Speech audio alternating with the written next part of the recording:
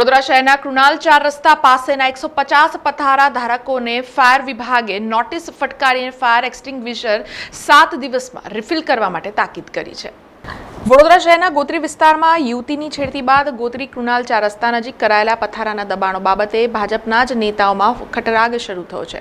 ત્યારે મોડા જાગેલા તંત્રે કાર્યવાહી હાથ ધરી છે, જેમાં વડીવાડી ફાયર બ્રિગેડની ટીમ દ્વારા પથારા ધારકોને ફાયર સેફટીના સાધનો અંગે નોટિસ ફટકારી 7 દિવસમાં પૂર્તતા કરવા માટે જણાવ્યું છે, જેમાં 150 પથારાના મુખ્ય પથારા ધારકોને નોટિસ આપી 7 દિવસમાં ફાયર એક્સટિંગ્વિશર રિફિલ કરાવવા તેમજ અન્ય સુવિધા રાખવા સૂચના અપાઈ છે.